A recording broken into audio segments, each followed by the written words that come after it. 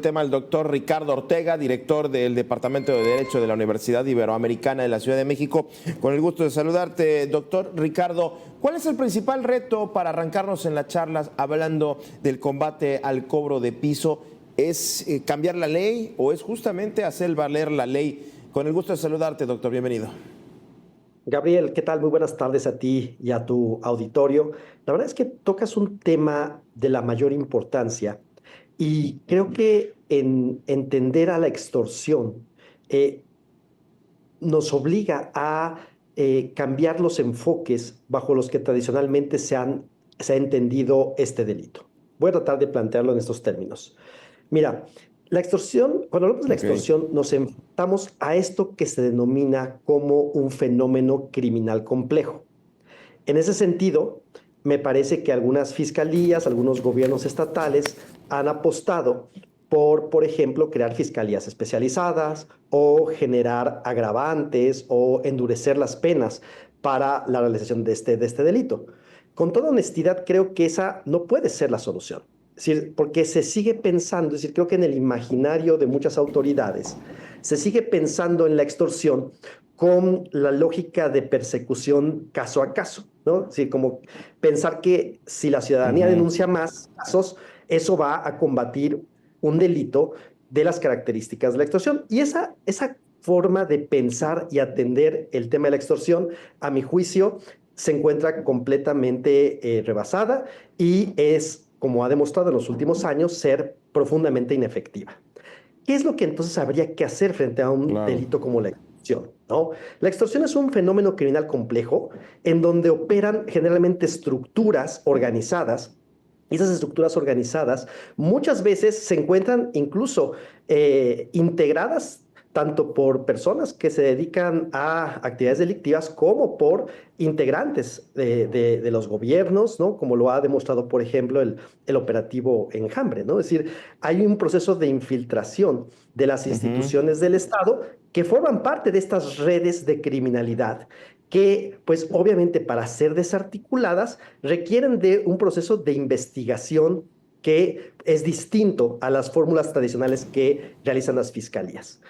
Quiero contarte que desde la Universidad Iberoamericana Ciudad de México, desde hace un año, impulsamos un proyecto de investigación que busca justamente fortalecer la persecución de fenómenos Ujú. criminales complejos a través de algo que se conoce como la persecución penal estratégica. O sea, tú no puedes acabar con un delito del tamaño de la extorsión si no es a través de procesos de investigación que incluyan, por ejemplo, análisis de Sí. información, que lleven a cabo la búsqueda de información financiera de cómo se comportan estas redes. Es decir, para llevar a cabo un proceso de desmantelamiento de este tipo de fenómenos delictivos, pues es muy importante entender cómo operan y funcionan estas redes y eso requiere procesos de investigación que eventualmente contribuyan a desmantelar este tipo de estructuras. De otra manera, pues es difícil combatir un Claro. fenómeno tan complejo en el que participan además redes que funcionan de manera mucho más compleja. Cuando estamos ya hablando del delito de extorsión, enfocándonos en específico al cobro de piso, me queda claro que, como bien dices, ya hay una red compleja, enraizada, que está pues saliendo del anonimato, saliendo de la llamada telefónica, que al final de cuentas puede ser extorsión, pero ya cuando te tocan el mostrador, te amenazan directamente, me parece que aquí, ¿dónde dejamos a la autoridad? Porque no sé si coincidirás, pero yo creo que cuando llegamos al punto del cobro de piso, pues tiene que haber cierta complicidad de parte de las autoridades, sobre todo de la que tiene mayor proximidad, de los estados y los municipios, doctor. Sí, este tipo de delitos, para poderse realizar y para que esas estructuras puedan funcionar, requieren de la colaboración de instancias gubernamentales. Es decir, es muy difícil entender que este tipo de fenómenos delictivos funcionen sin la anuencia, sin la complicidad, sin la infiltración en instituciones del Estado que o brindan protección o abiertamente participan en este fenómeno. Entonces, me parece que En los últimos años hemos visto, por ejemplo, cómo la extorsión se modifica a través de una multiplicidad de alternativas, ¿no? Desde los fenómenos basados en que alguien se ganó un premio y les hacen creer a las personas que obtuvieron un premio y así Sí, obtienen recursos económicos, la supuesta situación de riesgo que enfrenta algún familiar y eso les permite pedir alguna clase de recurso de carácter económico o que van a amenazar a un familiar, ¿no? A estas formas se les conoce como formas indirectas de extorsión.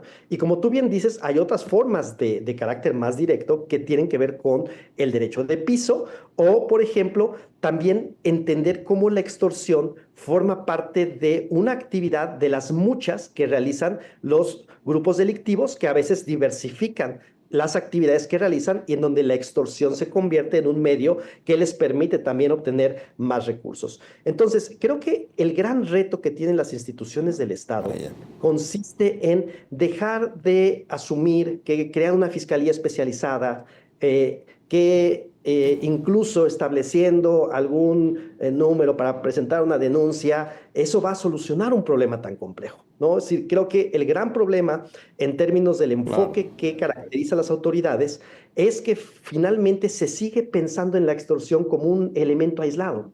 Y entonces lo que sucede muchas veces en las Sí. fiscalías es que llegan 50 personas a presentar una denuncia por extorsión y la autoridad trata de investigarlas de manera individual sin entender que pueden esas denuncias tener patrones de funcionamiento que en realidad te permitirían, a través de una investigación más amplia, identificar o entender cómo están funcionando esas estructuras delictivas. Entonces, lo único que sucede pues, Claro. es que si Ahora, acaso doctor, acaso, ya para ir cerrando. Sí, sí, sí. Sí, concluye, concluye. no, lo único que decía es que lo único que sucede es que las fiscalías se llenan de denuncias y no pueden investigar ninguna de Ujú. manera seria.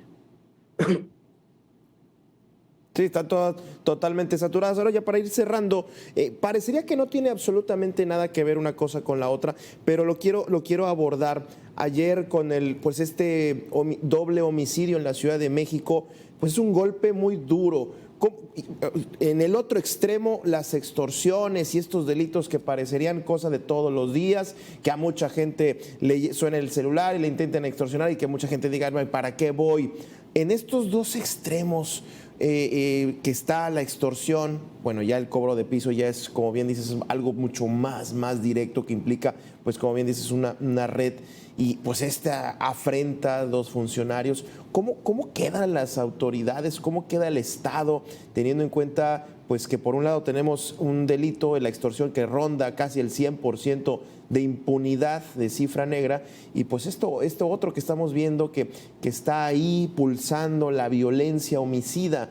Doctor, pues qué complejo, ¿no? Qué complejo al final de cuentas. Claro, lo que vivimos es un clima de impunidad. Y ese clima de impunidad no se va a poder combatir a menos que las instituciones del Estado cambien la forma como investigan los delitos, a menos que las fiscalías mejoren sus estrategias de investigación de forma tal que para la ciudadanía presentar una denuncia no sea una pérdida de tiempo o no sea sinónimo de cumplir con una formalidad, sino en donde las autoridades puedan entender que si investigan los fenómenos de manera más estratégica, con datos, con información, con la ayuda de elementos de análisis, entonces seguramente es más factible que puedan desmantelar este tipo de estructuras criminales y entonces realmente combatir la impunidad. Entonces, me parece que lo que necesitamos es un cambio de enfoque respecto a la forma como se lleva a cabo la investigación en México y eso por supuesto incluye el fortalecimiento de las fiscalías del Estado que por desgracia no solamente muchas veces funcionan mal, sino que en ocasiones también son también infiltradas por estos mismos fenómenos delictivos. Claro. Y puesta a prueba ya en Ciudad de México tras estos hechos, diría yo.